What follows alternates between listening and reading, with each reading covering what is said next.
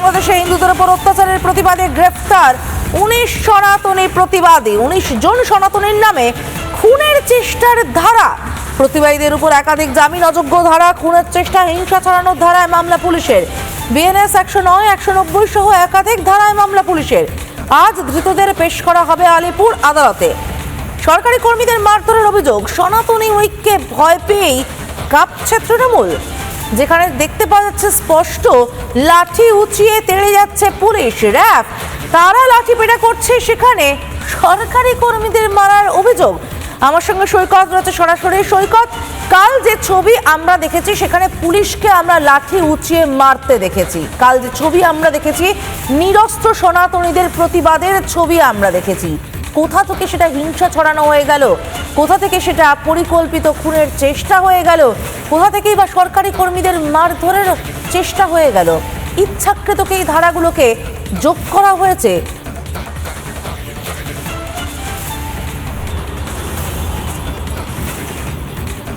দেখো, সেই প্রশ্নটাই উঠছে কিন্তু সব মহল থেকে। কারণ গতকালকে যে চিত্র, যে বর্বর চিত্র গোটা দেশ দেখেছে, যে বাংলাদেশ ডেপুটি হাই কমিশনের বাইরে প্রতিবাদ করতে গিয়ে রক্তাক্ত হয়েছে প্রতিবাদী হিন্দুরাই, প্রতিবাদী সনাতনীরা, তারা রক্তাক্ত হয়েছে। পুলিশের বর্বর লাঠিচার্জ, সেই লাঠিচার্জে রক্তাক্ত হয়েছে, ইনজিওর্ড হয়েছে। এখনও মধ্য কলকাতার একটি হসপিটালে দুজন হসপিটালাইজড রয়েছে। গতকাল সেখানে বিরোধী দলনেতা দেখতে গেছিলেন।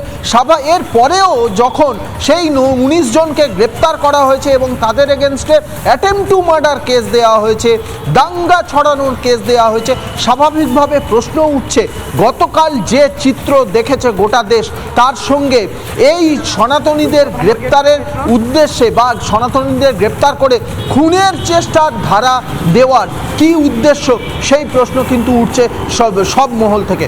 শুধু তাই নয়, অ্যাটেম্প টু মার্ডারের কেস ছাড়া সরকারি কর্মীকে হেনস্থা, সরকারি কর্মীকে গ্রিভিয়াস হার্ট অর্থাৎ খুব বিপজ্জনকভাবে আঘাত করার যে ধারা, সেই ধারাও দেওয়া হয়েছে, যেটা কিন্তু জামিন অযোগ্য। যখন দেখা যাচ্ছে পুলিশ বারবার লাঠিচার্জ করছে, লাঠিচার্জ করে একজন রক্তাক্ত হয়ে গিয়েছে, ইনজিওর্ড হয়ে গিয়েছে অন্যরা, তখন গ্রিভিয়াস হার্ট পুলিশকে কিভাবে হলো, কিভাবে কে পুলিশকে আঘাত করার চেষ্টা করলো, সেই ছবিটাই লাগাতার আমরা দেখাচ্ছি। সৈকত, আরো একবার দর্শকদের দেখাবো কিভাবে পুলিশের লাঠি নেমে আসলো। আচ্ছা, পুলিশ যদি ছত্রভঙ্গ করতে লাঠি চার্জ করবে, পায়ে লাঠি চার্জ করবে, নাকে কেন করবে? কেন নাক ফেটে রক্ত ঝরবে? সেই ছবিটাই কাল আমরা দেখলাম। নাক দিয়ে ঝরঝর করে রক্ত পড়ছে সনাতনী প্রতিবাদীর, পড়ে গেল একেবারে রাস্তার উপরে এবং তারপর তাকে তুলে ধরলো ময়ূখ রঞ্জন ঘোষ। একবার দেখুন সেই ছবিটা।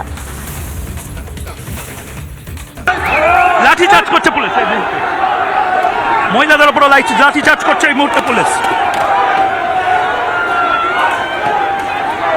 এবং এই মুহূর্তে টিয়ার গ্যাস ছোড়ার জন্য উদ্যত হয়েছে পুলিশ।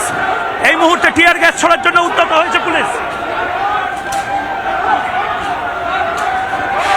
এই মুহূর্তে অবস্থা দেখুন। এই মুহূর্তে চারিদিকে লাঠিচার্জ হচ্ছে এবং এই চারপাশে যেভাবে হিন্দুদেরকে মারা হচ্ছে, এই মুহূর্তে পড়ে গেল। এই মুহূর্তে রক্তারক্তি অবস্থা হয়ে গেছে, রক্তে ভেজে যাচ্ছে হিন্দুদেরকে।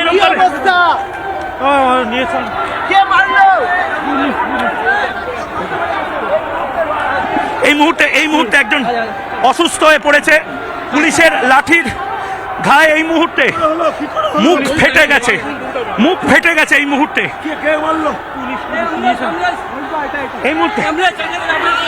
আমাদের কাছে গেরুয়া